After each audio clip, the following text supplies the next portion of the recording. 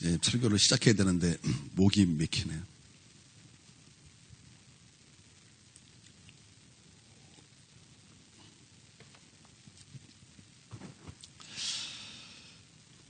하나님께서는 선악과를 먹는 그날에 죽으리라 이렇게 말씀하셨습니다. 이 말씀은 죄에는 반드시 형벌이 따른다라는 거예요. 그렇다면 그 죄에 대한 형벌, 그것은 어떤 형벌일까요? 그것은 주님의 그 말씀을 따라 죽음을 말씀하는 것입니다. 그렇다면 그 죽음은 어떠한 죽음을 말씀하는 것일까요? 그것은 먼저는 하나님과 분리되는 영적인 죽음인 것입니다. 여러분, 말씀에 이런 말씀이 있죠. 죄가 하나님과 우리를 가로막았다. 이 말씀처럼 여러분 그 첫 번째 우리 죽음의 의미는 하나님과 막혔다라는 거예요. 그래서 하나님과 분리가 된 영적인 죽음이다라는 것입니다. 사람이 죄를 범하면 아담처럼 무지해집니다. 어리석어집니다. 그래서 하나님을 멀리하고 싶어집니다. 하나님이 부담스럽습니다. 하나님이 불편합니다. 그리고 하나님 없는 것이 편하게 느껴집니다. 그리고 하나님 없이 사는 것, 그게 자유처럼 느껴지고 그런 착각을 일으킨다라는 것입니다. 여러분 생각해 보십시오. 여러분이 이렇게 매주 이렇게 하나님 앞에 나오다가 어쩌다가 한번 주일 한번 딱 빠져보세요. 그러면 여러분 어떤 느낌이 딱 드느냐면, 이런 시간이 있었어? 먼저 그런 느낌이 들어요. 제가 한번 해봤어요. 제가 예전에 군대에서 막 왔다 갔다 하면서 한번 못 드린 적이 있었어요. 그런데 이런 시간이 있었어? 야, 우리는 여기서 예배 드리는데 사람들은 이때 놀러 간단 말이지. 그러면서 자유라는 착각이 팍 들어요. 자유. 이게 여기 이런 자유가 있네? 라는 착각이 딱 든다라는 것입니다. 그러나 여러분, 이 죄는요 바로 그런 우리에게 하나님 없는 것이 자유다라는 착각을 일으킨다라는 거예요. 여러분, 누가복음 15장에서 예수님께서 탕자의 비유를 말씀하셨습니다. 둘째 아들이 아버지를 떠났습니다. 아버지의 재산을 받아서 여러분 아버지를 떠났다라는 거예요. 이 아버지는 하나님을 말씀하는 거죠. 그러니까 하나님을 떠났다라는 것입니다. 처음에는 편했죠. 처음에는 그것을 자유라고 생각했습니다. 얼마나 그냥 날뛰며 살았겠습니까? 그런데 곧 흉년이 왔습니다. 흉년이 옴으로 말미암아 아버지께 받았던 모든 것들을 다 잃어버렸어요. 다 끝난 거예요. 그리고 사람들도 다 떠나갔습니다. 너무나 배가 고픈 거예요. 근데 배가 고프니까 먹어야 되는데 먹을 게 없어요. 그래서 돼지가 먹는 쥐원 열매를 먹으려고 그러는데 돼지가 먹는 쥐원 열매조차 주는 사람이 없었습니다. 그는 굉장히 고통스러웠습니다. 그때 그가 받은 고통은 어떤 고통입니까? 너무나 배가 고파서 돼지가 먹는 쥐원 열매조차 먹지 못한 고통입니까? 아니면 아버지를 떠난 고통입니까? 여러분, 그때의 고통은 어떤 고통입니까? 여러분, 그때 고통은요, 쥐원 열매를 먹지 못한 고통이 아니라 아버지를 떠난 고통이었다. 여러분, 성경은 그것을 말씀하고 있다라는 거예요. 죄로 말미암아 오는 첫 번째는요, 이런 하나님과의 분리된 고통이다라는 거예요. 그러니까 여러분, 이 둘째 아들이 아버지를 떠났어요. 그래서 그때는 이게 자유라고 생각했어요. 그것이 좋다고 생각했어요. 내가 이제 고통에서 해방됐다고 생각했는데 곧 그것이 착각이었다는 것을 알게 됐어요. 진짜 고통이 어떤 고통이라는 거예요? 진짜 고통, 진짜 자유가 어디 있었다라는 거예요? 진짜 자유, 진짜 행복은 아버지를 떠난 것이 아니라 아버지와 함께 있는 것이 진짜 행복이었고 진짜 자유였다라는 것을 그가 알게 되고 그가 깨닫게 됐다라는 거예요. 그런데 이 죄가 우리로 하여금 아버지와 분리되는 그런 고통을 준다라는 거예요. 그래서 이게 영적인 죽음, 이게 우리가 말하는 첫 번째 죽음이 바로 하나님과 분리된 이 죽음이다라는 거예요. 우리가 이사야 59장 2절을 한번 좀 살펴보도록 하겠습니다. 함께 읽습니다. 시작. 오직 너희 죄악이 너희와 너희 하나님 사이를 갈라놓았고 너희 죄가 그의 얼굴을 가리어서 너희에게서 듣지 않으시게 함이니라. 여러분, 아무리 기도할지라도 여러분, 하나님 앞에 여러분 죄가 있다면 그것은 응답이 될 수 없습니다. 여러분이 기도를 8시간을 해도, 여러분이 하루 종일 기도를 한다 그래도 여러분이 죄 가운데 있다면 여러분 하나님 앞에 그 기도는 들려지지 않게 된다는 거예요. 여러분, 그것은 하나님의 능력이 없어서가 아닙니다. 그것은 하나님의 팔이 짧아서도 아닌 것입니다. 그 이유는 죄가 우리 하나님과 우리의 사이를 가로막았기 때문에 듣지 않으시게 되었다라는 거예요. 듣지 못하시게가 아니에요. 듣지 않으시게 되었다라는 것입니다. 여러분, 하나님은 거룩하신 하나님이십니다. 여러분 믿습니까? 여러분 기억하십시오. 하나님은 거룩하신 하나님이십니다. 여러분이 아주 새하얀 옷을 입고 있습니다. 새하얀 옷을 입고 있을 때 여러분 지나가는 차가 물의 웅덩이를 딱 지나면서 그 꾸정물이 여러분 나에게 튀었을 때 여러분은 어떤 반응을 갖겠습니까? 여러분이 깨끗한 옷을 입었는데 어떤 노숙자가 지저분한 옷을 입고 나에게 다가와서 포옹 한번 합시다 그럴 때 여러분은 그것에 대해서 옳거나 내가 주님을 사랑해야지 그러면서 이웃 사랑해야지 끌어안을 사람이 과연 누가 있겠습니까? 여러분 왜 그렇습니까? 왜 그런 반응을 할 수밖에 없습니까? 내가 깨끗한 옷을 입고 있었기 때문이다라는 거예요. 여러분 하나님은요 그것과 비교할 수 없을 정도로 여러분 거룩하신 하나님이십니다. 그 거룩하신 하나님 앞에 여러분 죄를 가지고 하나님 앞에 나아간다면 여러분 하나님은 어떠시겠습니까? 하나님의 그 거룩하신 그 성품으로 말미암아 죄가 하나님 앞에 다가올 때 하나님은 진노로 내치실 수밖에 없을 거예요.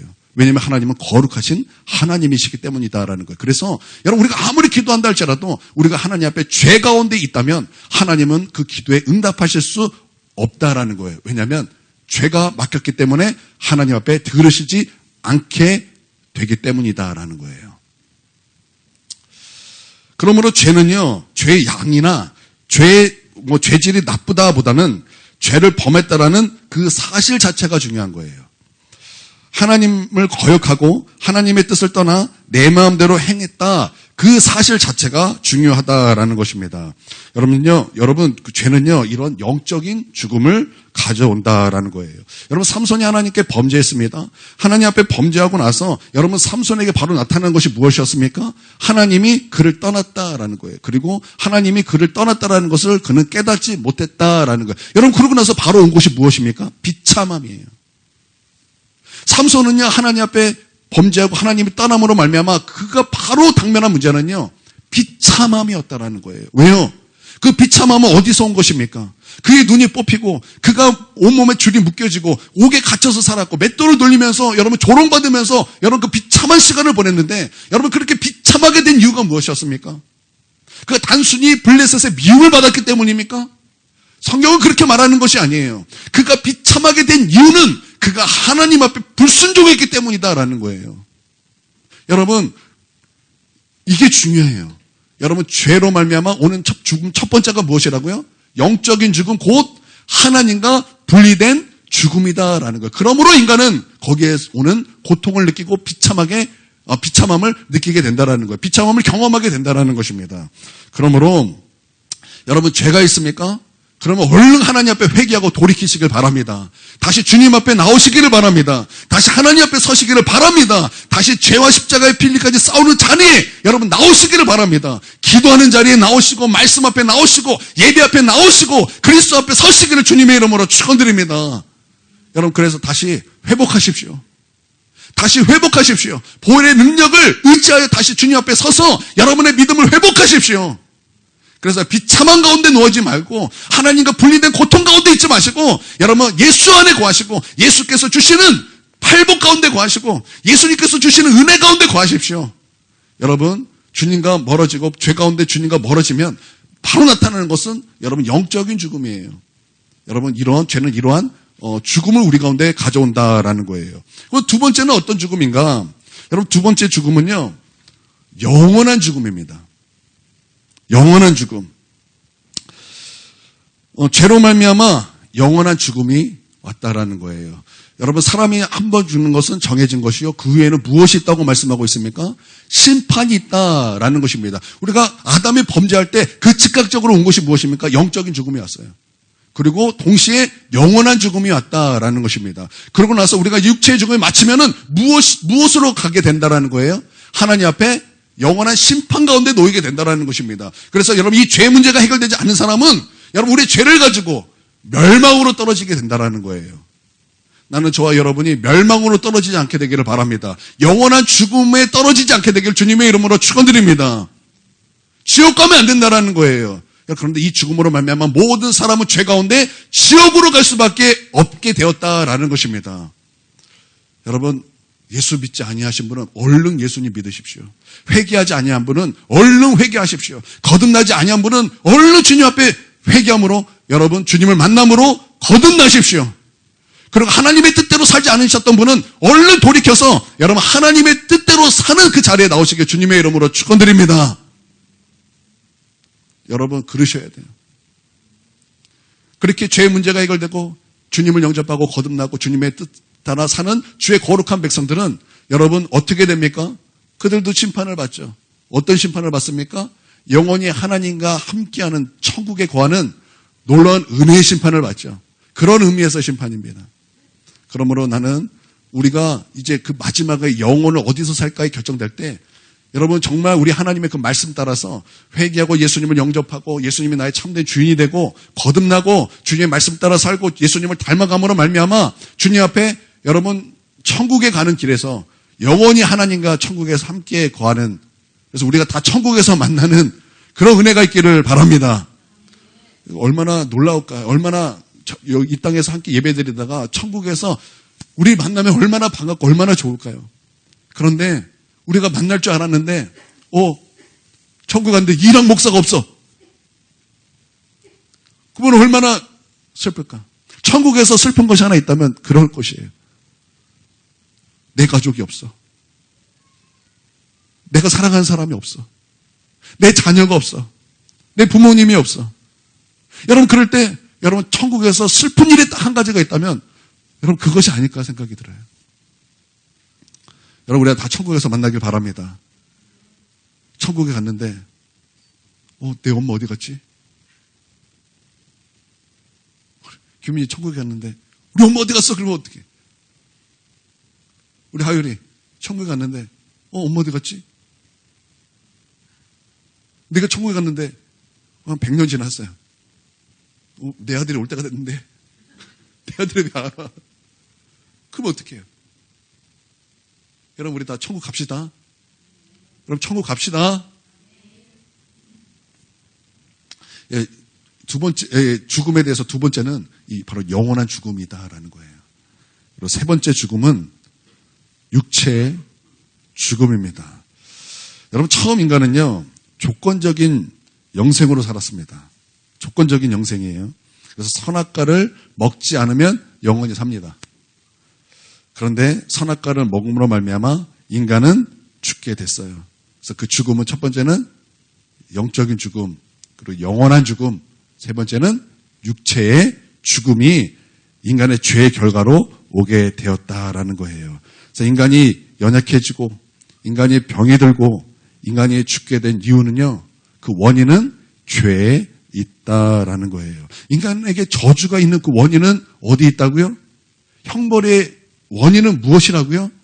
죄에 있다라는 거예요. 그리고 예수님은 무엇에 우리를 구원하신다고 말씀하셨어요? 죄예요, 죄. 그러므로 아담과 아담 위의 모든 인간에게 죄가 물밀듯이 밀려 들어왔습니다. 여러분 우리는 그것은 무엇이라고 말합니까?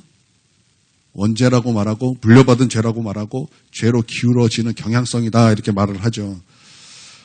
그러므로 말미암아 우리에게 죄책이 있어요. 죄책이라는 것은 죄의 책임감, 죄의 책임, 죄에 대한 책임이에요. 책임감이 아니죠. 죄에 대한 책임. 그리고 그것으로 또 말미암아 우리에게는 오염이 왔어요. 그 오염은 우리는 부패함이다 이렇게 말을 합니다. 그러므로 죄의 결과인 죽음이 인간에게 왕노릇하게 되었고 그리고 인간은 여기에 매여 한평생 두려움으로 살게 되었다. 성경은 그렇게 우리에게 말씀하고 있는 것입니다. 우리는 여기서 이제 한 가지 눈여겨볼 것이 있습니다. 인간이 범죄하자 영혼에는 즉각적으로 죽음이 찾아오게 되었습니다. 즉각적으로 영적인 죽음이 왔어요. 즉각적으로 이제는 영원한 죽음이 오게 된 것입니다.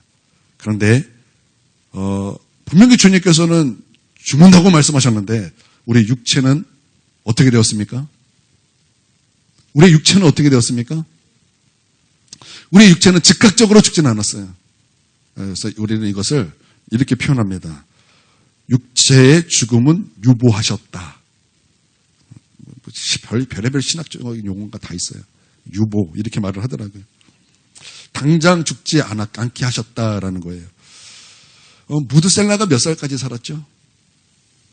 969살, 그러니까 제일 오래까지 산 인물이죠. 그러니까 1000년 가까이 살았습니다.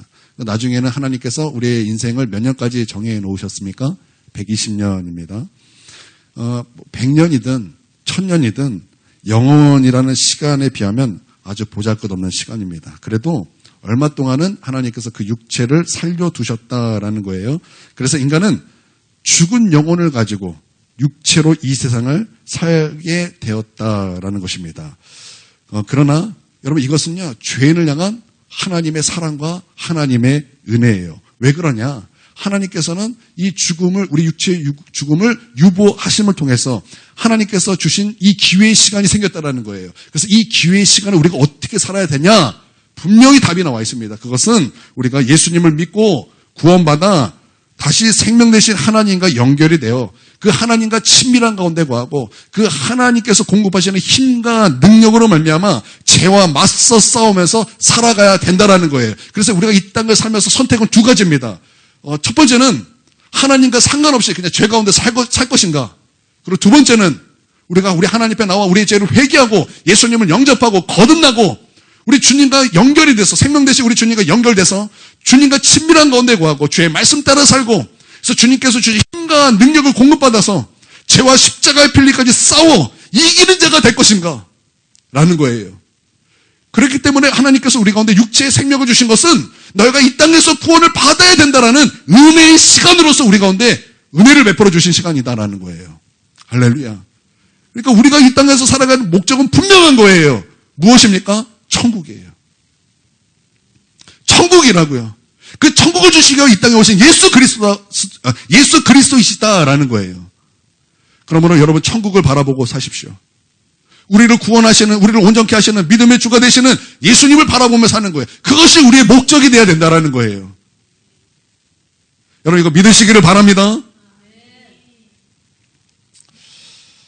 이제 창세기로 돌아옵시다. 이제 창세기 돌아와서 이제 본문을 이제 살펴보면은 창세기 3장 7절에서 이제 9절까지인가요? 9절까지인 것 같아요. 10절까지인가? 죄로 말미암아 하나님과 인간의 관계가 파괴된 것을 우리가 이제 알 수 있습니다. 죄를 뜻하는 아본이라는 단어는 휘었다 그런 의미가 있습니다. 우리는 하나님에 대하여 구부러지고 휘어지게 되었다라는 거예요. 무엇 때문에? 우리의 죄 때문에. 그래서 하나님과의 관계가 구부러지게 된 거예요. 하나님과의 관계가 그냥 휘어지게 되었다라는 것입니다. 아담이 하나님께 대하여 바르지 못하고 휘었습니다. 구부러졌습니다. 그래서 하나님 앞에 숨었습니다. 하나님을 두려워했어요. 우리가 본성적으로 하나님에 대해 구부러진 생각을 하며 사는 것, 또 우리 안에 이런 부패함으로 사는 것, 여러분 그것이 바로 이 아담의 모습, 즉 또 우리의 모습이다라는 거예요. 그러므로 하나님의 말씀과 성령으로 하나님에 대해서 구부러진 생각, 이거 지속적으로 펴는 그런 일 우리가 해야 된다라는 것입니다. 왜 우리가 말씀을 읽어야 되는 것입니까? 여러분 말씀 열심히 읽고 계십니까? 여러분 성경 열심히 읽고 계십니까? 왜 우리가 그토록 이렇게 성경을 읽어야 되는 것입니까? 왜 그토록 우리가 하나님의 진리의 말씀을 그렇게 읽어야 되는 것입니까? 또 왜 우리가 성령 충만해야 되는 것입니까? 그것은 구부러진 것을 펴야 하기 때문에 그래요. 우리는 하나님에 대해서 구부러졌어요. 하나님에 대해서 휘어졌어요. 하나님의 말씀에 대해서 늘 반역하는 마음이 있고 하나님에 대해서 늘 불타는 반역 가운데 그런 마음이 우리 기본적으로 우리 가운데 깔려 있다는 거예요. 그걸 펴야 된다는 거예요. 그래서 여러분 우리 생각을 잘 보세요. 여러분 우리의 생각이 하나님 앞에서 늘 펴져 있습니까? 아니요. 하나님 앞에서 늘 구부러져 있지 않습니까? 여러분 우리의 말이 하나님 앞에서 늘 올곧게 있습니까? 아니잖아요. 하나님 앞에서 얼마나 휘어진 말을 얼마나 많이 합니까? 우리의 마음과 우리 행동은 어떻습니까? 하나님 앞에서 늘 휘어 있잖아요. 하나님 앞에서 늘 구부러져 있잖아요. 그래서 말씀을 통해서 그것을 피는 거 해야 된다는 거예요. 성령 충만하여 그것을 피는 거 그거 우리 해야 된다는 것입니다. 그래서 여러분 우리의 마음을 새롭게 함을 받아야 된다는 거예요. 우리의 마음을 새롭게 해야 우리가 변화를 받아서 아버지의 선하시고 기뻐하시고 온전한 뜻이 무엇인가를 분별할 수 있기 때문에 우리는 반드시 성령 충만해야 될 것이고 우리는 반드시 하나님의 말씀과 함께 동행해야 된다는 거예요. 그래서 펴야 돼요. 하나님 앞에 휘어진 생각,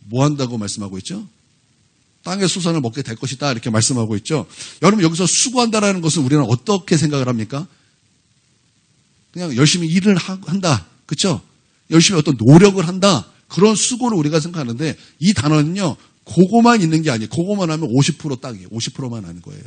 여러분 여기서 수고한다라는 의미는요. 정신적인 고통 이런 뜻이 있어요. 그러니까 하와에게 수고하고 자식을 낳을 것이며 라고 말할 때는 자녀를 열심히 키워야 된다라는 말도 있지만 동시에 어떤 뜻이 있습니까? 너가 그 자녀로 말미암아 또 정신적인 고통 가운데 있을 것이다. 여러분 자녀가 늘 여러분에게 사랑만 주나요? 사랑만 주나요? 이 자녀에게서 여러분이 이 모습 없었으면 좋겠는데 하는 모습이 다 튀어나오잖아요. 그렇죠? 그렇죠? 어떤 모습에? 죄의 모습 아닙니까? 우리 오 권사님 현종이가 거기 가기 전에 집에서 밤새 게임하고 학교 가서는 디비저 자고 학원에서는 말 뒤지게 안 듣고 그거 볼 때 오 권사님 어떠셨어요? 고통 아니었습니까? 우리 정지사님 아들 둘이 엄마의 말을 따라서 나처럼 공부를 열심히 했으면 좋겠는데 여기는 얘와 그런 거밖에 생각이 안 들어. 왜 그럴까? 근데 이 녀석들이 나처럼 하지 않고 누구처럼 해. 저는 그냥 마땅히 없어서 이 말을 했는데 갑자기 누구 생각이 나면 안 돼요. 아니면 좀 얘는 내가 감추고 싶은 그 모습인데 이 아이들을 통해서 그게 막 나타나. 그러면 막 어때? 분노가 느껴지지 않습니까? 나는 그러던데요. 나는 내 자녀가 나의 그 연약한 모습이 똑같이 튀어나올 때 막 분노가 일어나요. 얘만큼은 안 그랬으면 좋겠는데. 얘만큼은 안 그랬으면 좋겠는데. 어쩜 얘는 나랑 학창시절에 똑같은 모습이 나오는가. 그걸 보면은 막 울분이 터져 나와요. 막 속에서 막 진짜 용가리가 막 불을 내뿜는 거 있잖아요. 그런 막 화가 막 치솟아 올라요. 우리 사모님 같은 경우는 막 그러면 막 풀어요, 이 말로. 근데 저는 이제 말로는 풀지 않거든요. 그냥 가끔 한번 목 폭발하면 주먹으로 풀지. 그러니까 저는 이제 주먹으로 푸니까 계속 참아야 돼. 품지 않으면 주먹이 나가니까. 끔찍한 말이죠.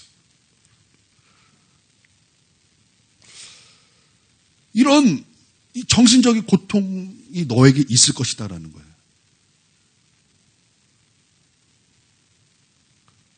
그러면 여러분 남자는 어떻습니까? 하나님께서 아담에게 말씀하신 거 어떻습니까? 너가 수고하여야 땅의 소산을 먹을 것이다 라는 것은 그냥 열심히 일해야 먹을 것이다 그 뜻만 있는 게 아니에요. 그 뜻만 있는 것이 아니라고요. 어떤 뜻이 있을까요? 여러 뜻이 있겠죠. 그러니까 정서만 파괴된 것이 아니에요. 여기에는요. 사회성 역시 파괴가 되었다는 것을 우리가 알 수 있는데요. 죄가 없을 때 아담에게 하와는요. 내 뼈 중에 뼈요 살 중에 살이로다 였어요. 그런데 죄가 들어오고 나니까 아담에게 하와는 어떤 모습이었습니까?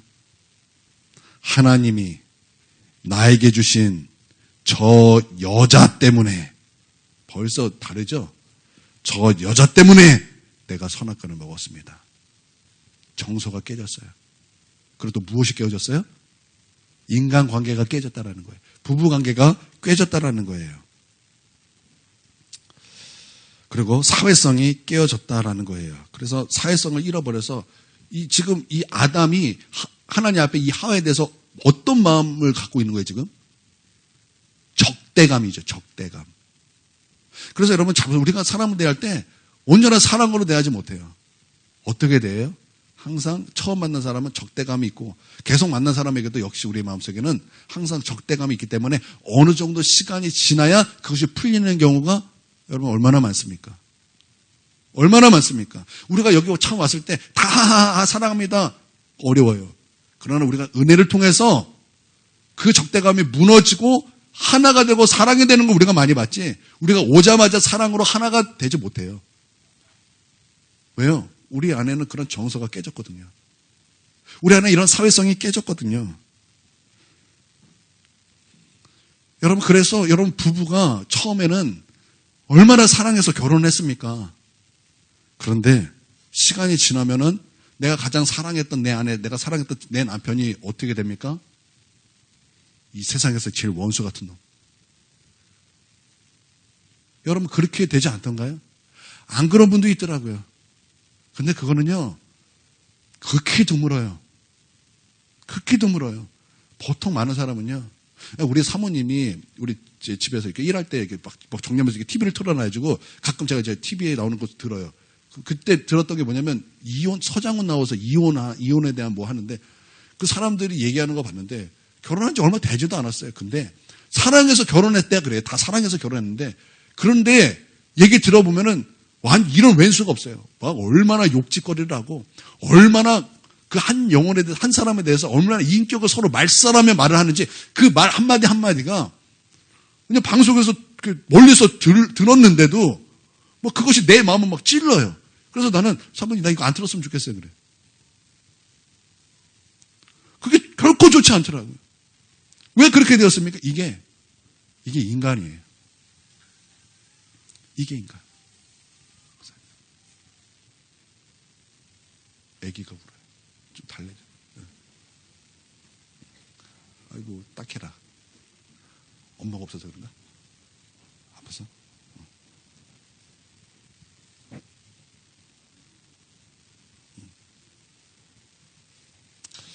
여러분 남자들은 어떻습니까? 남자들이 뭐 일만 합니까? 여러분 남자들의 세계를 보면요. 여러분 눈물이 납니다. 우리 자녀들 나중에 아빠 일하는데 한번 가보세요. 아빠가 그냥 일하는 거 아니에요. 여러분 남자들은요. 되게 거칠어요. 여자들은 부드러워서 조금만 험한 말이 와도 뭐 어쩔 줄 몰라 함이 있습니다. 남자들은 그런 자비가 없어요. 남자들은 이렇게 조금이 아니에요. 남자들이 일할 때는요. 그건 진짜 사람을 비참하게 만듭니다. 군대요? 여러분이 군대 그냥 나라 지키고 그냥 총 몇 번 쏘다가 오는 거지 이렇게 생각할 수도 있는데 뭐 요즘에 군대가 뭐 짧아졌으니까 1년 뭐 6개월 뭐 이러지. 여러분 그 군대 한번 가보세요. 그 군대에서 여러분 처음 만날 교관을 만날 때는 여러분 지옥의 사자를 만나는 거예요. 그 입에는요. 그냥 사람의 언어가 아니에요. 그 입은 사람의 언어가 아니에요. 여러분 그래서 뭐 훈련 끝나고 이제 내무방 이제 뭐 자대 배치를 봐서 갔어요. 여러분 그러면 뭐 아니에요. 결코 그렇지 않아요. 제 경험에 의하면 세상에 이런 말이 없어요. 세상에 이런 분위기는 없고 세상에 이런 폭력은 없어요. 그건 완전 폭력 집단이에요. 제가 경험한 곳은 그랬어요. 우리 나중에 우리 은성이 아빠 일하는데 한번 가보세요. 아빠가 얼마나 열심히 땀 흘려 일하고 있는가. 근데 그게 육체에 열심히 땀 흘려 있는 것만 있는 것이 아니라 얼마나 정신적인 고통과 함께 있는가. 그렇죠? 여러분 우리 동현이 얼마 전에 군대 갔다 왔으니까 그냥 육체적으로 나라만 지키는 게 아니죠. 고참들의 정신적인 갈굼이 그 얼마나 고통스럽게 합니까? 어떤 실수를 남자들 세계에서는요. 어떤 실수를 하면 그건 죽음이에요. 죽음. 왜 그렇습니까? 이 죄의 저주, 죄의 결과죠. 이 죄 때문인 거예요. 인간의 사회성이 파괴됐기 때문에. 이런 수고로움이 죄의 형벌과 죄의 저주가 된 거지요. 아담과 하와의 모습에서 이런 모습이 또 나왔고 또 아담과 하와의 모습에는 또 이런 모습이 있습니다. 죄의 정가의 모습도 나타나게 된다는 건데요. 지금 아담이 하나님께서 왜 먹었냐 그러니까 지금 아담이 하는 말이 무엇입니까? 하나님이 주신 저 여자 때문에 그러니까 아담은 이렇게 말한 거예요. 너 때문이다. 너 때문이다. 내가 불순종해서 먹은 건데 그건 싹 잊어버리고 너 때문이다. 그러니까 너 때문이다. 내가 잘못한 건 그냥 싹 잊어버리고 내가 잘못해가 된 거, 내가 이렇게 된 거, 내가 여기까지 오게 된 것은 나의 어떠함이 아니라 너 때문이다라는 거예요. 너 때문이다. 그러니까 책임 전가, 죄의 전가의 모습이 나타난 거죠. 그러니까 이것은 악한 모습일 뿐만 아니라 굉장히 자기 중심적인 그런 모습이 되었다라는 거예요. 자기 중심적이 되니까 여러분 아담과 하와에는 무엇이 없어요? 무엇이 없어요? 회개가 없는 거예요. 여러분 기억하십시오. 사람이 극도로 이기적이거나 극도로 자기 중심적이 되면 될수록 여러분 그 사람의 나타나는 특징은 회개가 없다. 회개가 없다. 나는 하나님 죄인입니다. 이런 게 없다라는 거예요. 그저 너 때문이다. 그저 남 탓. 내가 이렇게 된 거, 그것은 내가 잘못이 아니다. 그건 너 잘못이다. 이렇게 된다라는 거예요. 여러분, 우리 성도들이요, 참 너무나 감사하게 예배 드리면서도 은혜 받으면서 막 우십니다. 너무나 감사하고 우리 성도들 은혜 받는다 이렇게 생각 들어요. 근데 아쉬운 게 있어요. 그게 뭐냐면 우리가 예배 드리면서 눈물을 흘리면서 은혜 받아요. 근데 어떤 많은 부분에서는 감정의 이입이 많아요. 근데 나는 여러분들이 감정의 이입을 통해서 눈물을 흘리는 것이 아니라 진리와 만남을 통해서 나는 하나님 앞에 터져 나오는 눈물이 있기를 원해요. 만약에 우리가 죄로 말미암아 자기중심적이 되었다 그러면 여기에 눈물이 터지는 거예요. 하나님, 나는 내 죄로 말미암아 내가 자기중심적이 되었습니다. 나는 너무나 자기중심적입니다. 하나님, 나는 너무나 이기적입니다. 하나님, 나를 용서해 주십시오. 나는 하나님 앞에 죄인입니다. 나는 우리 하나님 앞에 죄인입니다. 하나님, 나를 불쌍히 여겨 주십시오. 하나님, 나를 용서해 주십시오. 이런 나는 여기서 터지는 눈물이 있기를 원해요.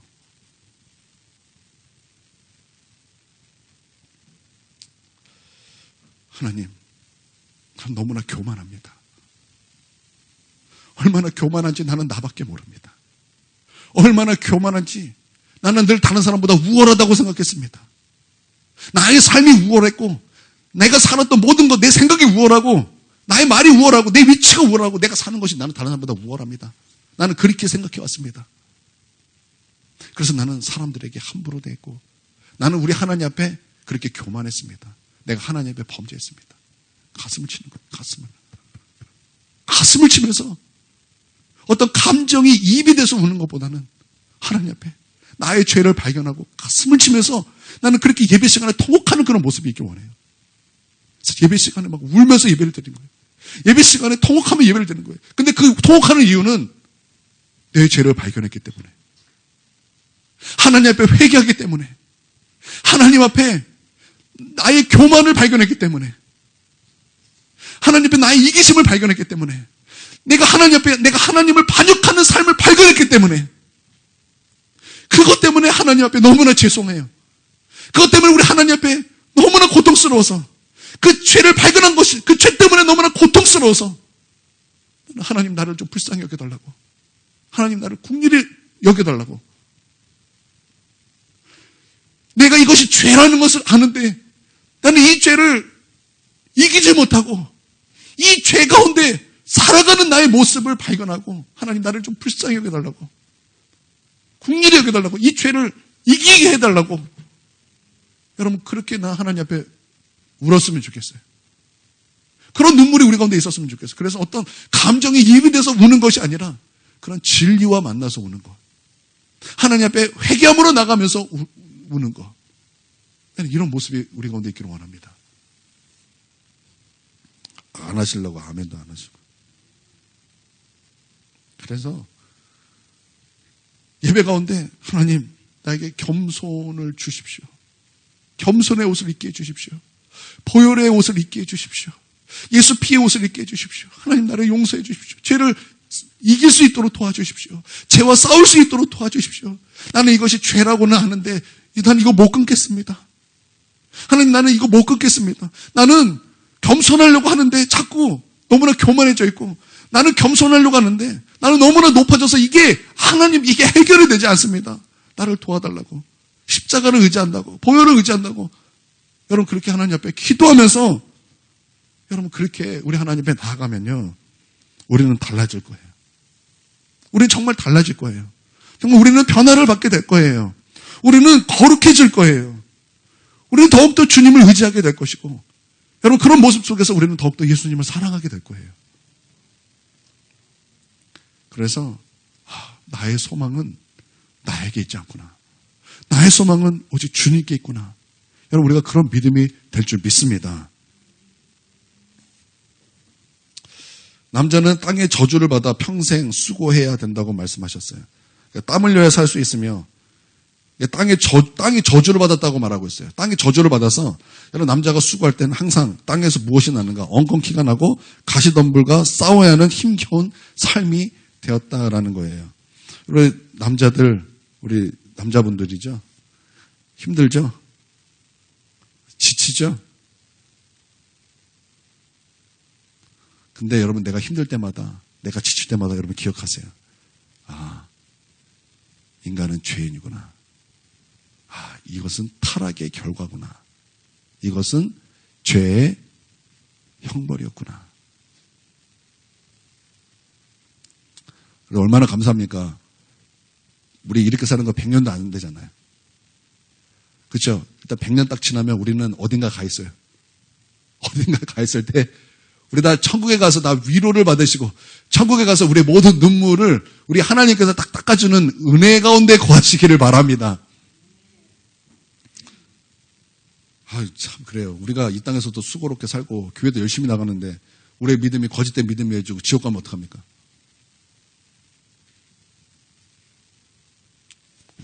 우리 알고 믿음, 참된 믿음으로 삽시다. 여자 어떻습니까? 해산의 고통이 따른다 그랬어요. 이 해산의 고통이 무슨 애기 낳는 고통만 있겠습니까? 여자들 생리통 얼마나 심해요. 또 자녀들 키우면서 그 받는 고통 얼마나 심합니까? 근데 여자들에게는 또 여러 가지가 있어요. 남편에 대한 의존도가 높아진다는 거예요. 제가 결혼해서 보니까 그래요. 여자의 행복은요.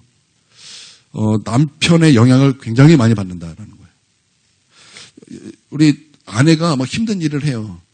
그런데 남편의 사랑이 있으면요, 그거 다 감당하더라고요. 그냥은 막 못해요. 근데 남편이 사랑이 딱 있다 그러면 여자들은 해내더라고요. 그거 참 신기해요. 이제 간혹 물질적인 욕심이 있는 사람들은 남편이 돈을 잘 벌어줄 때 거기서 사랑을 느끼긴 하지만 보통 대부분의 여자는 남편이 자신을 아껴주고 사랑해줄 때 거기에 큰 행복을 느껴요. 그런데 남자의 행복은 조금 다릅니다. 결혼 전까지 남자의 행복은 여자입니다. 그래서 결혼 전까지 남자는 끊임없이 누구를 찾아 헤맵니까? 나와 결혼할 상대를 찾고자 그렇게 헤맵니다. 그래서 결혼을 합니다. 그러면 결혼 초반까지는 남자의 행복은 여자에 달려 있습니다. 근데 어느 정도 시간이 딱 지나면 남자는 아내를 사랑하면서도 바깥 세상에 대한 관심과 애정이 커지는 경우가 대부분입니다.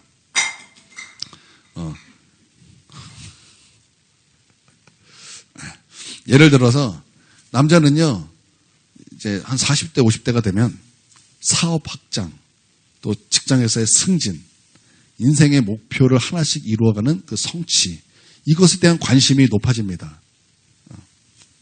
얼마 전에 김 부장님 되셨죠? 남자들은 그런 성취가 있다라는 거예요. 그런 성취감에 있어서 여러분 그런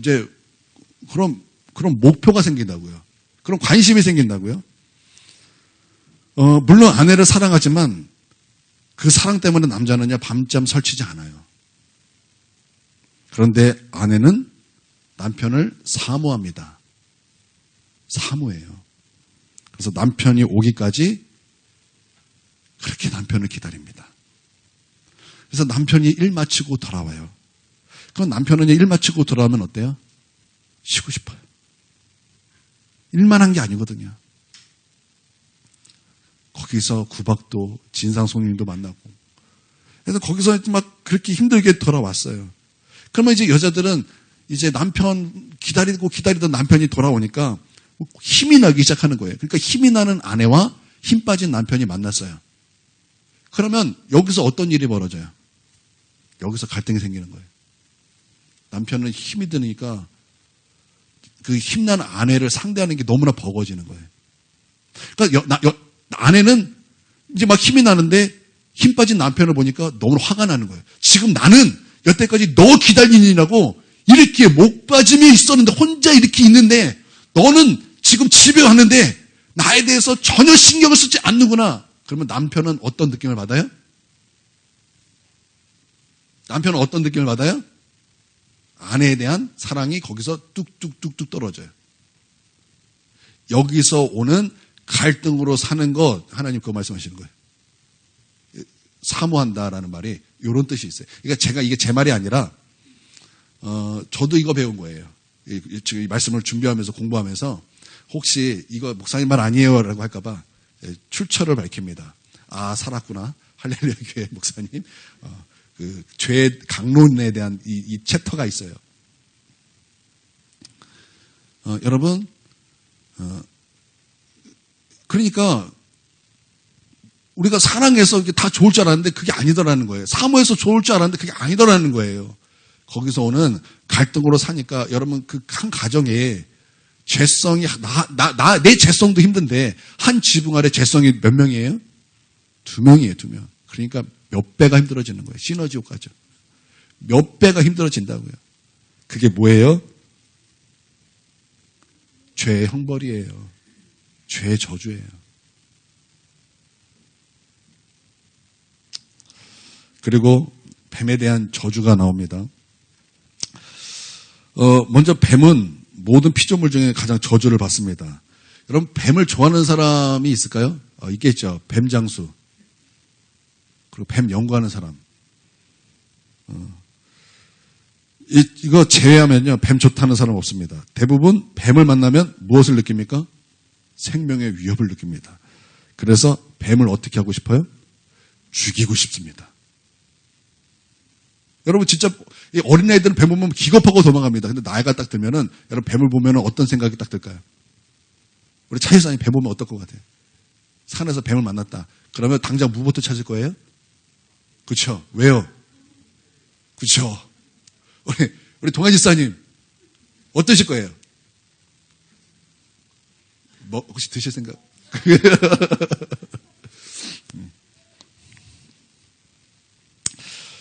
누구든지 뱀을 이렇게 만나면 이렇게 죽이고 싶어요. 저 머리를 깨치려 버리고 싶다. 그런 생각을 가져요.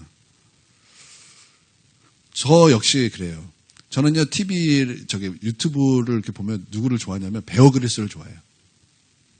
베어 그릴스가 이제 탐험가, 모험가 이제 이런 사람이거든요. 그래서 오지 가서 살아남는 거 보여주고 그런데 이제 그 중에서 무엇을 제일 재밌게 보냐면 뱀 잡아먹는 거. 그러니까 뱀을 죽이는 거, 뱀을. 그러면서 뱀을 딱 잡아요. 잡아서 머리를 딱 잘라요. 그러면 거기서 희열을 느껴요. 저 마귀 새끼가 저거 목 잘려 죽였구나. 근데 이게 사람의 본능에 있어요. 왜 그래요? 이게 뱀에 대한 저주라는 거예요. 제가 또 말씀드렸어요. 이 죄론의 출처가 여기에 그렇게 또 이런 게 자세히 이렇게 알려주고 있어요.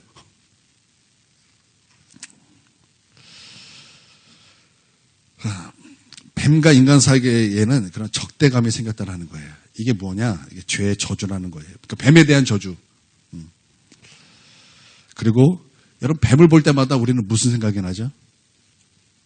인간의 타락의 생각이 나죠. 저놈의 새끼가 인간을 유혹해서 선악과를 먹게 됐지. 그래서 여러분 뱀 문신, 다른 문신도 싫은데 특별히 뱀 문신하는 사람 보면 여러분 어떤 생각 드십니까? 저놈의 새끼 마귀 새겼구나. 여러분 그런 생각 들죠? 여러분 그런 생각 들지 않습니까? 그런 생각 들어요. 왜 그렇습니까?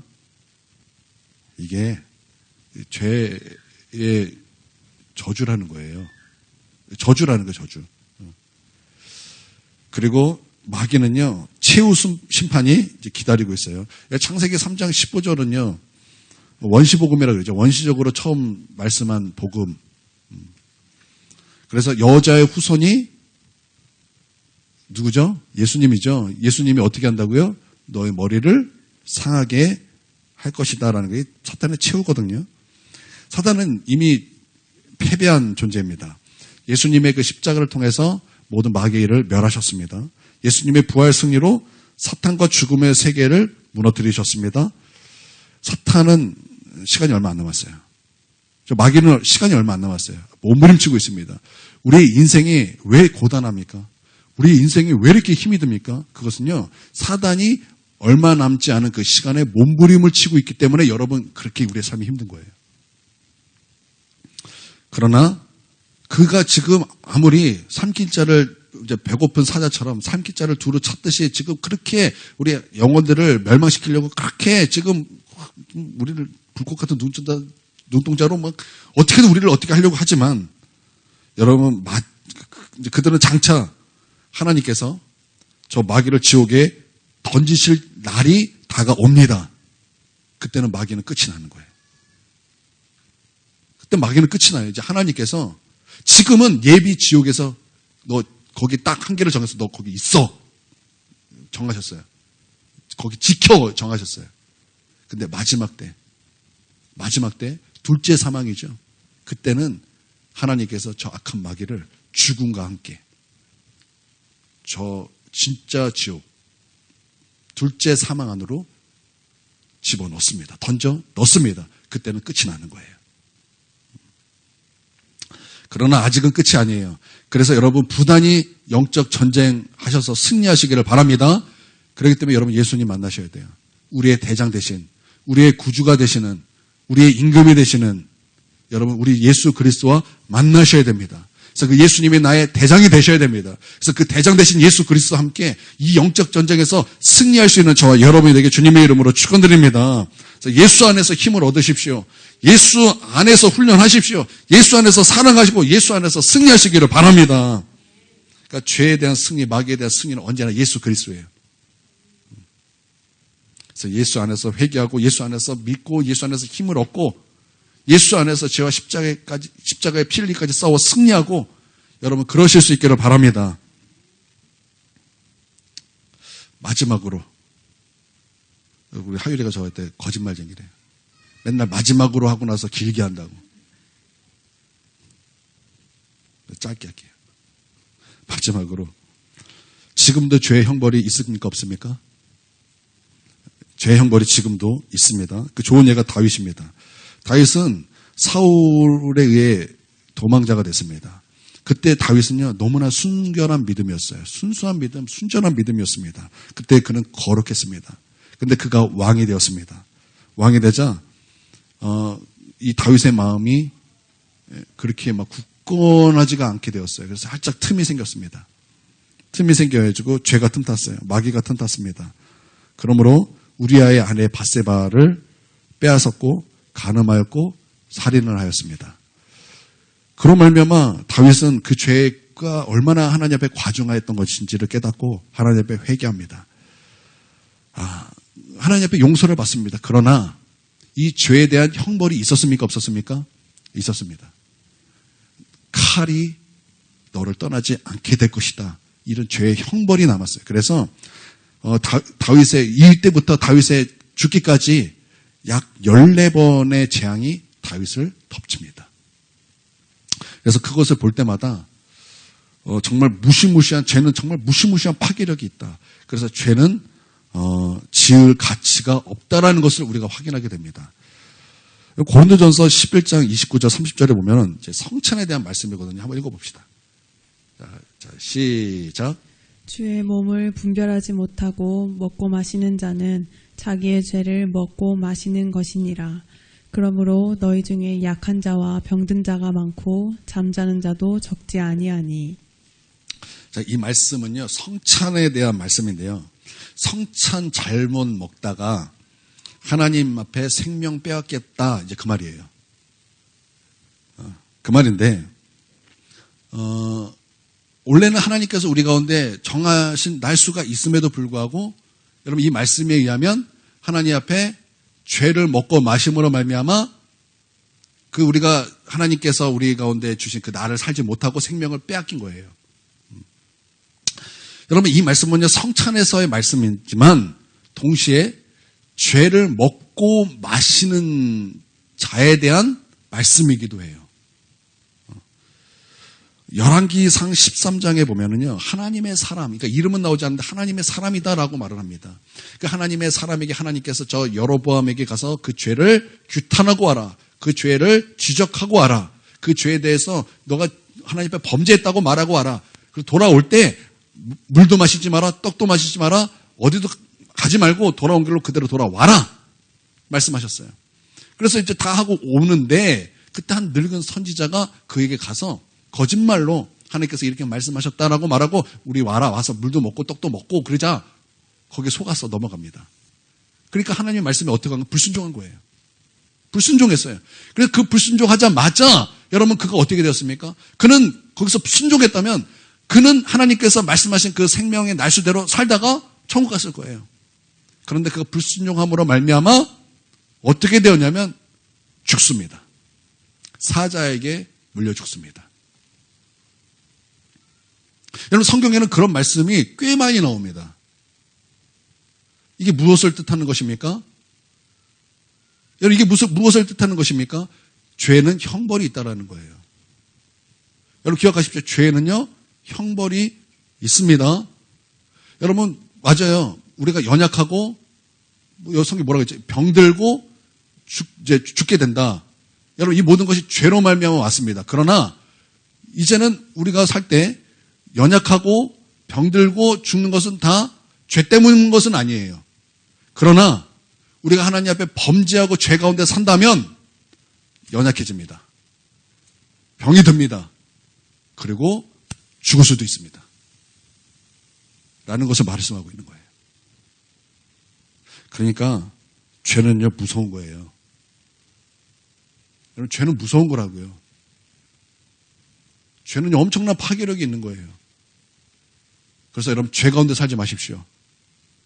죄 가운데 살지 마시고 예수 안에 사십시오. 말씀 안에 사십시오.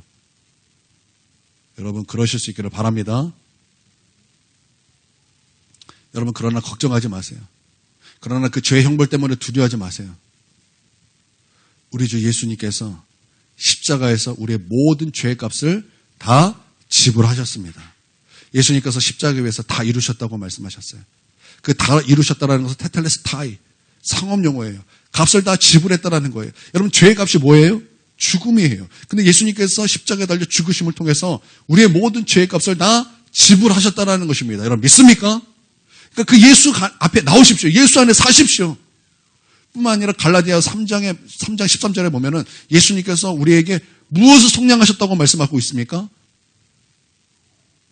율법의 저주를 예수님께서 다 속량하셨다고 말씀하고 있어요. 여러분 예수님의 그 십자가를 통해서 여러분 우리의 모든 저주를 다 속량하셨습니다. 값을 다 지불하셨다는 거예요. 그러니까 여러분 이 죄에 대한 형벌, 죄에 대한 저주에 대해서 그리고 율법의 저주에 대해서 두려워하지 마십시오. 두려워하지 마십시오. 그건 십자가를 엿보이는 거예요. 여러분 예수님께서 값을 다 지불하셨습니다. 모든 저주를 속량하셨습니다. 예수 안에 사십시오. 예수 안에서 죄와 십자가의 필기까지 싸우십시오. 이기는 자가 되십시오. 할렐루야. 우리 함께 기도할 때 우리 하나님 앞에 회개하며 나가도록 하겠습니다. 하나님, 우리 안에 있는 추악함, 여러분 안에 있는 모든 죄, 여러분만 알고 있는 그 죄, 여러분 하나님 앞에 회개하며 나가도록 하겠습니다. 함께 우리 통성으로 기도하겠습니다.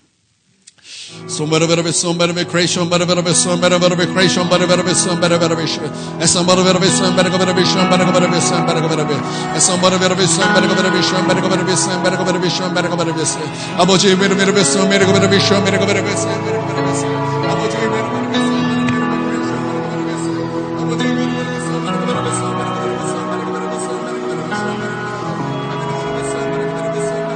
You are here, moving in our midst. I worship you.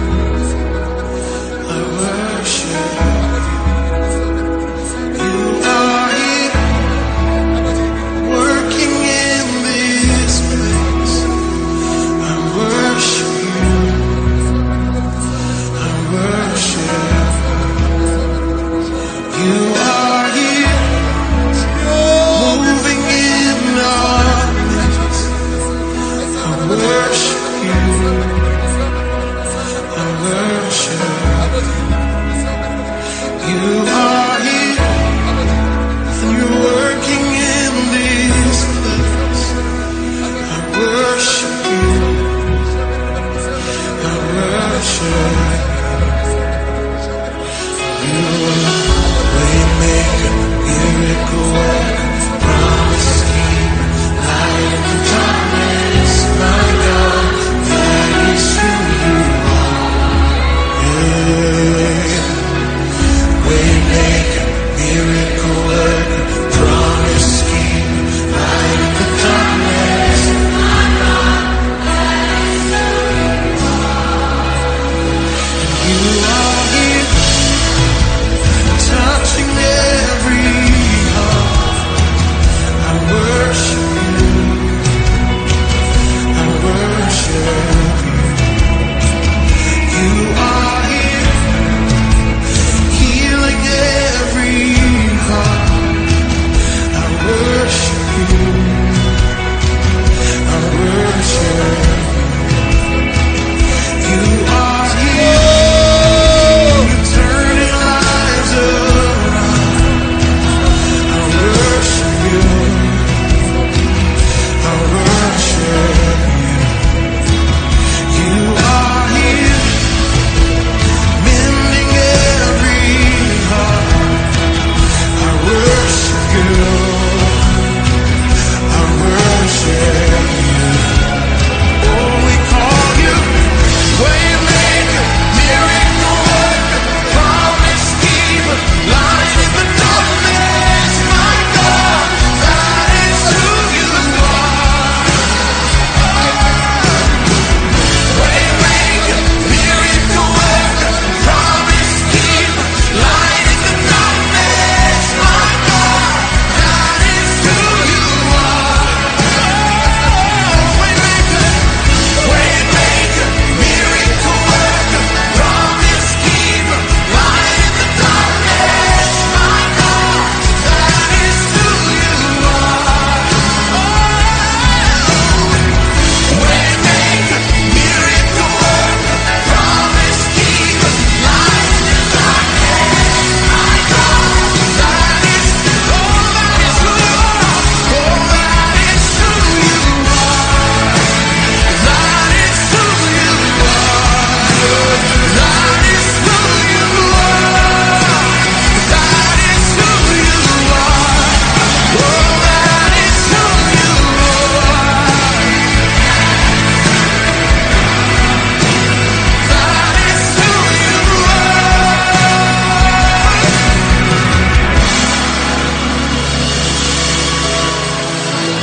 Waymaker, miracle worker, promise keeper, my God, that is who you are. Waymaker, miracle worker,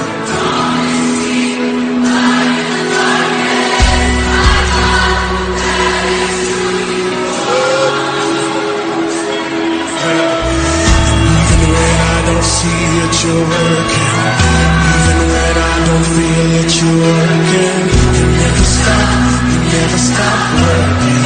You never stop, you never stop working. Even when I don't see it, you're working. Even when I don't feel it, you're working. You never stop, you never stop working. You never stop, you never stop working. Even when I don't see it, you're working. Even when I don't feel it, you're working.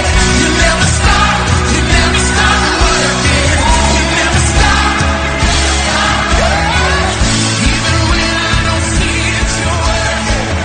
Even when I don't feel it, you're working. 아버지, 이 시간 예수 피를 의지하여 담대히 은혜의 보좌 앞으로 나아갑니다. 우리 하나님 보혈로 덮어주시고 우리를 거룩하고 정결하게 하여 주시고 우리가 주님으로 말미암아 용서받음으로 이 세상에 감히 넘보지 못할 정결함을 우리 가운데 부어 주시옵소서. 예수 안에 살게 하시고 예수 안에서 죄와 십자가에 필리기까지 싸워 승리하는 죄 거룩한 백성 다 될 수 있도록 하나님 역사하여 주시옵소서. 우리 예수님께서 모든 죄의 결과 죄의 값을 다 지불하셨고 우리의 모든 저주를 다 속량하심을 우리는 믿습니다. 우리 예수 그리스도 바라보며 승리하는 거룩한 백성 다 될 수 있도록 주님 역사하여 주시옵소서. 존귀하신 예수님의 이름으로 기도 올려드립니다. 우리 주 예수 그리스도의 크크신 은혜와 아버지 하나님의 무궁하신 사랑과 성령님의 감화 교통 내주 충만하심이 지금 고개 숙여 예배드리는 하나님의 백성 머리 위에 이제로부터 영원토록 함께 하옵시기를 간절히 축원하옵나이다. 아멘.